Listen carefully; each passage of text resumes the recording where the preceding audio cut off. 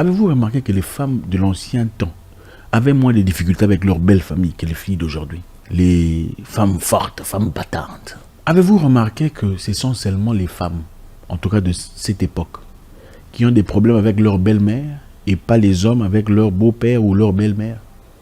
Pourquoi ce sont toujours les femmes de cette époque qui ont des problèmes avec leur belle-mère et pas les hommes? Donc, expliquez-moi ça. C'est ça la victimisation éternelle. Le narcissisme, là où les personnes ne sont que des victimes. C'est-à-dire, vous rencontrerez des gens, de ces femmes, qui n'ont jamais tort. Elle ne te dira jamais, au fait, c'est moi qui ai commencé, j'ai fait un commentaire déplacé, voilà comment l'histoire a changé de forme. Jamais. Elles te raconteront tout ce qu'on lui a fait, mais elles ne te diront jamais ce qu'elle a fait pour commencer cette histoire. Dans notre belle édition de Red Pill, c'est toujours avec beaucoup de plaisir qu'on s'est réunis chaque soir pour partager et discuter des sujets très intéressants. Aujourd'hui, je tiens à vous remercier infiniment, tout le monde en tout cas, ceux qui nous suivent depuis longtemps, ceux qui sont réguliers, ceux qui commentent, ceux qui participent. Merci infiniment, merci à tout le monde. Merci à tous les nouveaux, votre première fois avec nous, enchanté. Et j'espère qu'à la fin de cette vidéo, vous n'en sortirez pas bredouille. Aujourd'hui, on a une histoire très intéressante, venant de la République démocratique du Congo. Un homme au nom de Philippe, on fera très vite en tout cas, il n'y a pas beaucoup de temps. Je dois aller dormir, d'abord excuser mes lunettes, en tout cas, je sais tout ça. C'est beau, mais c'est pas pour faire beau. Mes lunettes, c'est parce que j'ai reçu un coup pendant les entraînements, donc mon œil est super enflé. Donc j'avais un choix, soit vous faire une vidéo avec des lunettes, ou carrément ne pas faire de vidéo. Qu'est-ce que vous auriez choisi en tant que public? Dites-moi. Ah voilà, merci. Merci. Donc voilà, Philippe, notre ami congolais, traverse un moment particulièrement difficile. On a besoin de vous, de votre participation. Vous savez, toujours dans ces éditions de Red Pill, c'est toujours question de grandir en communauté. Philippe connaît quelques difficultés après avoir épousé une jeune jolie demoiselle, travailleuse, battante. Vous connaissez les femmes battantes. De l'an 2021, les femmes battantes. En effet, cette jeune fille était très douce, très gentille, très sympathique. À l'époque, quand Philippe cherchait encore à officialiser les choses, vous savez, nous le savons déjà aujourd'hui, ce n'est pas un secret. Quand les femmes veulent que tu officialises les choses, elles sont très gentilles, très polies, très courtoises. Donc, elle n'en était pas différente. Très sympathique à l'égard de Philippe, surtout à l'égard de la famille de Philippe, c'est-à-dire la belle famille, les grandes sœurs de Philippe, sa maman, ses parents en général et tout le monde. Elle était toujours présente, toujours gentille et sympathique et tout le reste. Donc, cette jeune dame, à l'époque, allait chez Philippe, arrivait chez Philippe, trouvait la maman de Philippe en train de cuisiner. Elle dit, maman, attends, s'il te plaît, je veux t'aider à faire les... Je veux t'aider à faire les oignons. Maman, arrête, je veux t'aider à nettoyer les poissons. Finalement, elle se retrouvait dans la cuisine en train de nettoyer les poissons, en train de faire les oignons, en train de cuisiner pour tout le monde. Et tout le monde l'avait vraiment apprécié. Vous savez, additionner à ça, une jeune fille qui va à la prière. Vous savez de quoi je parle, n'est-ce pas? Une jeune fille qui va à la prière, qui fait les poissons à la place de maman, qui nettoie tout ça là, qui balaye la cour avant le mariage. Donc, d'après Philippe, tout a basculé depuis leur mariage. Ils ont désormais 3 enfants, enfin 2 enfants et demi. Et depuis depuis la naissance du premier, excusez-moi, tout avait changé. Elle est devenue soudainement très discourtoise, très impolie, irrévérencieuse et vraiment compliquée. Elle n'affiche clairement plus l'intérêt à l'égard de la famille de Philippe. Celle qui était souvent chez Philippe, c'est-à-dire chez les parents de Philippe, emmener quelques cadeaux. Vous savez, hein, les jeunes filles, on vous connaît, on vous connaît. Avant le mariage, comment vous venez, petit sac de patates douces, un petit sac de manioc, petit sac de riz. Hey, papa, c'est pour vous, maman, c'est pour vous. Désormais, ça n'existe plus. Plus de contact, carrément, tout a changé, quoi. Et à chaque fois que Philippe va visiter ses parents, elle en fait toujours une histoire. Pourquoi tu rentres tard? Je suis parti voir mes parents. Mais oui, mais d'accord, tu sais que nous sommes ici à la maison. Elle en fait toujours une histoire d'elle. Tu vas voir tes parents, pourquoi? Mais nous aussi, on est là. Nous aussi, on est important. Nous aussi. Et c'est très compliqué. Aujourd'hui, la femme de Philippe est en difficulté avec quelques-uns des proches de Philippe, ceux qui sont assez forts pour s'exprimer. Dire, voilà, ce garçon que tu as trouvé dans la vie, tu ne l'as pas ramassé dans les rues. Il faisait partie d'une famille. Toi, tu es venu, tu es jolie, tu es bien, d'accord, on a aimé. Mais comment ça se fait qu'après le mariage, tu as changé? Qu'est-ce qui s'est passé? Alors voilà, Philippe, au creux de la vague, il ne sait pas tout à fait comment faire, comment se comporter. On va essayer de l'aider, n'est-ce pas? Merci infiniment, j'espère que vous avez vos verres. Excusez-moi, aujourd'hui, ce ne vont pas dans le setup, les paramétrages normal, donc on va y aller.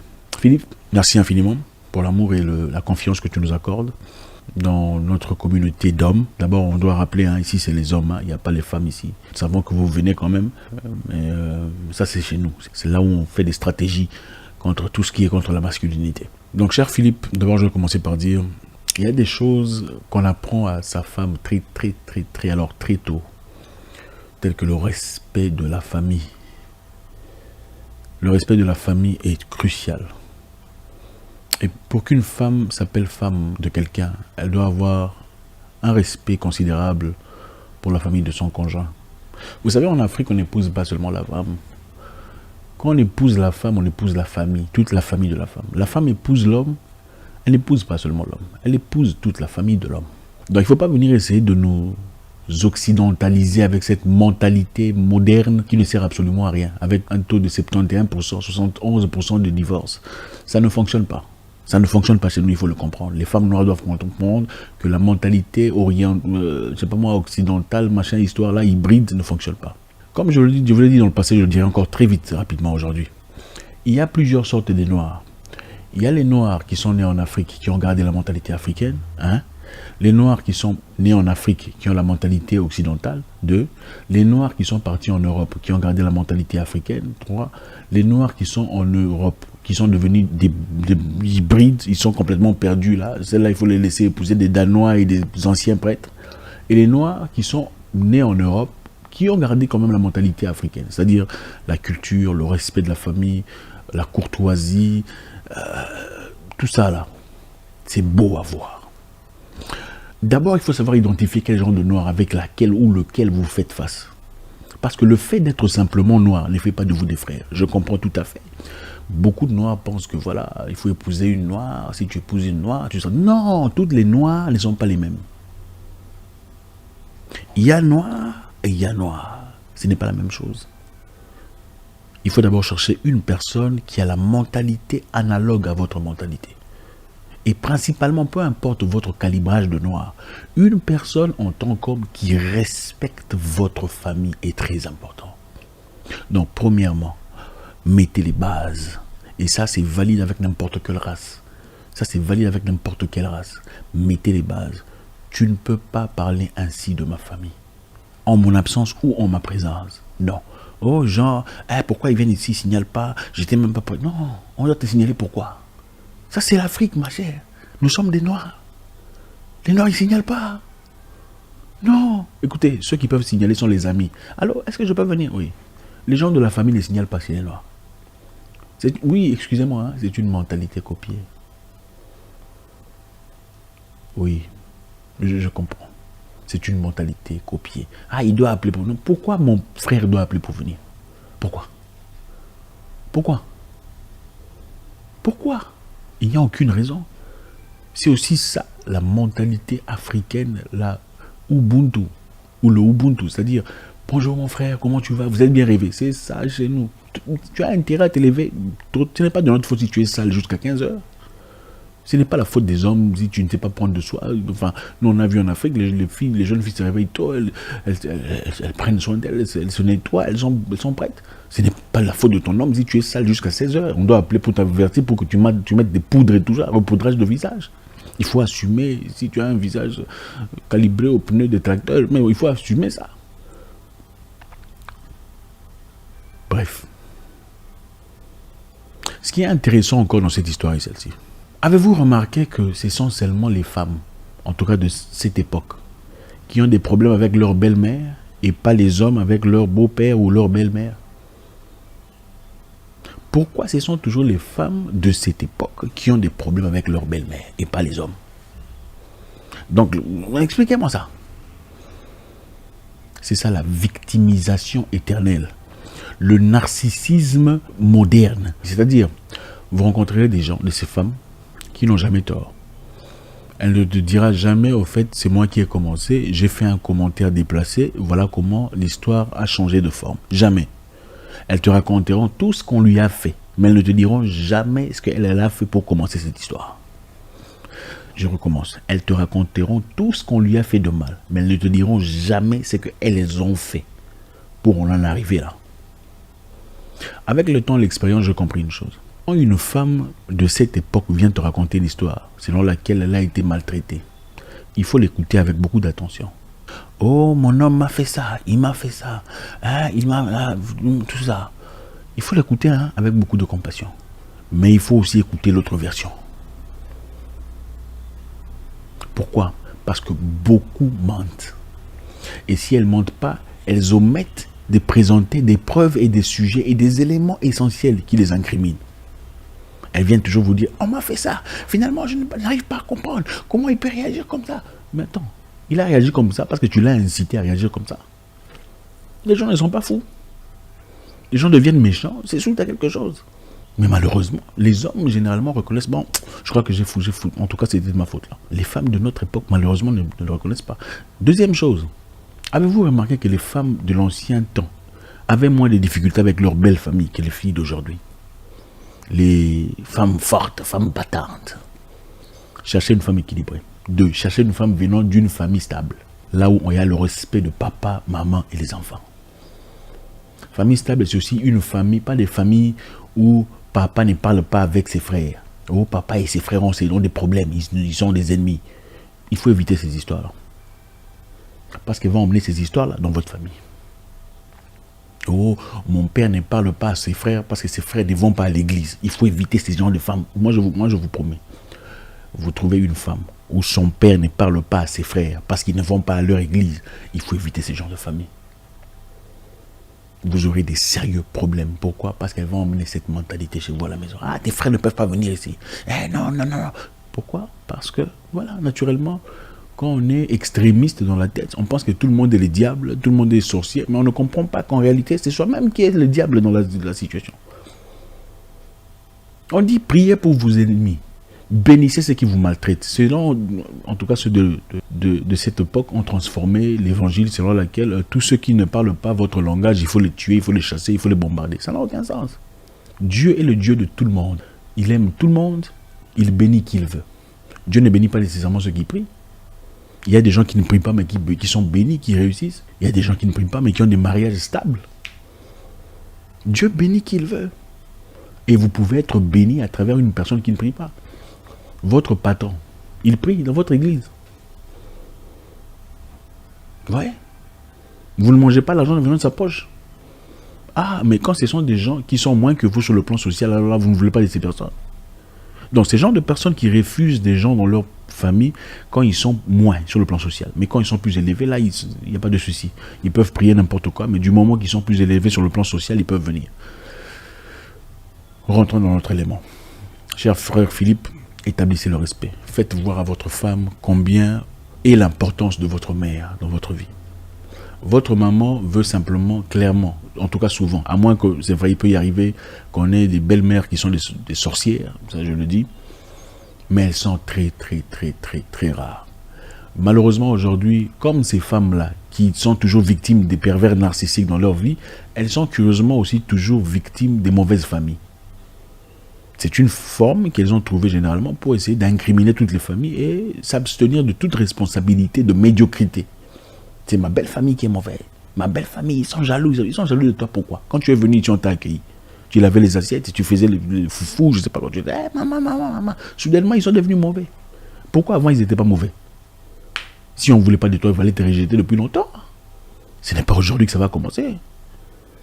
Ce sont ces femmes-là hypocrites qui, bizarrement, vous allez les voir toujours, Seigneur. Mais voilà. S'il n'y a pas de respect pour votre mère, elle ne peut pas prétendre vous aimer. C'est impossible. Il y a aimer quelqu'un et aimer sa propre vie et se marier à cette personne. Je répète, il y a aimer quelqu'un et aimer tellement sa vie qu'on se sent obligé ou contraint d'épouser un certain type de personne pour avoir une vie bien. Ce n'est pas la même chose. Celui qui t'aime ne peut pas détester ta mère. Ce n'est pas possible. Et même si ta mère est difficile, elle dira, maman, excuse-moi, maman, je suis désolé. Pourquoi? Parce que ta mère devient sa mère. Et moi, je trouve ça impossible qu'on soit quelqu'un de bien, de poli, de humble surtout. Et qu'on soit battu et torpillé et rejeté à son... C'est impossible. Même le serpent aime ses enfants. Même les serpents aiment les animaux qui lui sont gentils. Il n'est pas aussi agressif que monsieur. C'est-à-dire, on peut rencontrer une famille difficile. Mais votre façon de vous tenir, votre façon... Ce n'est pas pour dire qu'il faut accepter, voilà, les toxiques, je vous entends déjà. Ça ne veut pas dire qu'il faut accepter n'importe quoi. Ce n'est pas ce qu'on vous dit. On vous dit qu'il faut être respectueux. Toi, tu vas insulter la maman de ton mari parce qu'elle t'a dit un truc méchant. Insulterais-tu ta mère si elle te disait la chose méchante? Non, tu ne le ferais pas. C'est quoi la différence? Parce que tu es sorti de son ventre. Mais ton mari est sorti de son ventre. Tu lui dois autant de respect. Évitez ce genre de femmes. Observez ce genre de femmes autour de vos membres de famille. Si elles ne fournissent aucun effort pour chercher à devenir proche de votre famille. En tout cas, si vous valorisez votre famille, il faut faire très attention. Pour finir, il y a une grande différence entre les belles-sœurs. C'est-à-dire, il y a la belle-sœur qui reste ta belle-sœur, donc la femme de ton frère, et la belle-sœur qui devient finalement ta sœur. Il y a la belle-sœur qui reste la femme de ton frère, et la belle-sœur qui devient ta sœur. Elles sont différentes. Leur façon de procéder est différente. Leur centre d'intérêt est différent. Leur intérêt, ce n'est pas moi. Leur intérêt, formant une famille. Il y a de ces filles, quand elles viennent dans votre famille, elles vous séparent. Et ça, c'est la vérité. Et seules les femmes normales le reconnaissent. Seules les femmes normales reconnaissent qu'il y a des femmes qui, quand elles viennent dans votre famille, elles vous séparent. Les autres vous diront, non, c'est parce qu'elle a la famille. Vous êtes malade. Si vous demandez à ces mêmes filles-là, s'il y a une seule relation dans leur vie où elles avaient tort, elles vous diront non, il n'y a aucune relation où elles avaient tort. Toutes les relations passées, elles avaient raison. Elles étaient victimes. Il faut éviter ces gens de victimes éternelles, des sorcières. Cherchez à apporter dans vos familles des sœurs à vos beaux-frères et belles-sœurs. Cherchez à apporter dans vos familles des femmes qui deviendront des sœurs à vos sœurs, des enfants à vos parents, des sœurs à vos frères. Donc, pour agrandir la famille, des gens qui ne viendront pas vous séparer de vos frères, disant non, maintenant tu es marié, il est adulte qui prennent soin de lui. Mais des gens qui diront il reste ton frère. Même si vous avez des problèmes, il faut l'appeler pour discuter. Il y a différents types de femmes. Il y a des femmes qui, quand il y a des problèmes dans la famille, elles disent tu dois parler à ton frère. C'est ton frère après tout. Il faut arranger, c'est ton frère. Et il y a d'autres qui disent il t'a manqué de respect. Tu es plus âgé après tout. Il ne peut pas faire ça. C'est ça, des sorcières. Pourquoi? Parce que dans sa famille, son frère, son papa et ses frères ne s'entendent pas. C'est pourquoi je vous dis, examinez leur famille, c'est important. Qu'on ne vous dise pas, il ne faut pas regarder, c'est faux. Il faut examiner ce qui se passe chez eux. Les gens mènent naturellement ce qu'ils sont. Ça fait partie de la vie. Je sais, ce message ne sera pas très bien accueilli. En réalité, on s'en fout. Ici, c'est la vérité. Sans bugage. Quand vous choisissez une femme, vous choisissez pas seulement la maman de vos enfants, vous choisissez un partenaire de vie.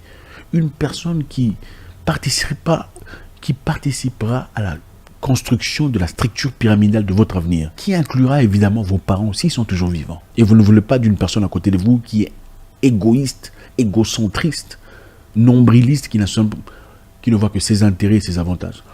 La plupart de ces femmes qui deviennent méchantes, c'est pourquoi? C'est parce qu'elles sont jalouses, elles sont méchantes.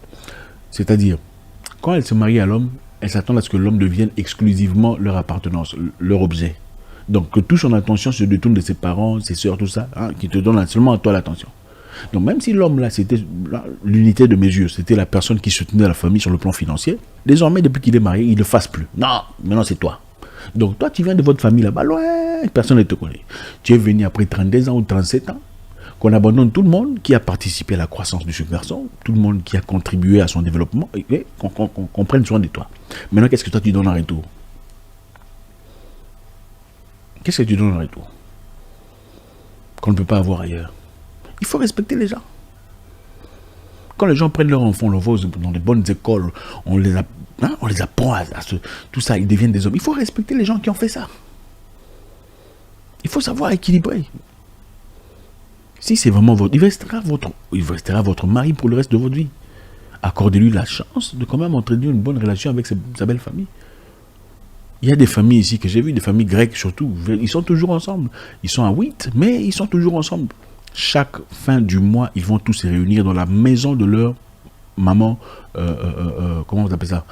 Maman in-law. Maman in-law, c'est quoi? Belle-mère. ils sont tous des patrons, mais chaque samedi de la fin du mois, ils vont dans la famille de la maman, dans la maison de la maman, avec leurs enfants. Mais chez les Noirs, c'est toujours impossible. Chacun a des problèmes. Elle n'est pas bien habillée que moi. Pourquoi la femme... Pourquoi vous êtes comme ça? Pourquoi les hommes n'ont pas de problèmes avec la belle famille? C'est toujours les femmes. Les amis, allez chercher des femmes au village, si c'est nécessaire. Bon, là, je plaisante.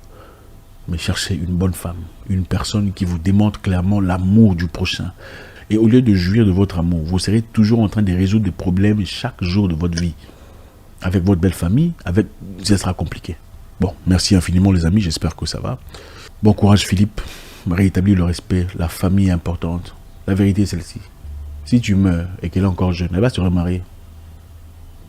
Ça c'est la triste vérité que personne ne veut entendre, mais c'est la vérité. Et on ne peut pas comparer l'amour de maman et l'amour de... Ça ne devrait même pas être un sujet de conversation. Quand vous avez une femme, elle doit devenir l'enfant de votre maman. Et ta maman et votre maman doit devenir sa maman. Vice versa. Ses parents doivent devenir des parents et tu dois devenir l'enfant de ses parents. Je vous souhaite une excellente soirée. J'espère qu'on a appris quelque chose. Laissez vos commentaires, les amis. Mais je vous souhaite une excellente soirée. J'espère vous parler encore très bientôt dans une nouvelle vidéo. Au revoir.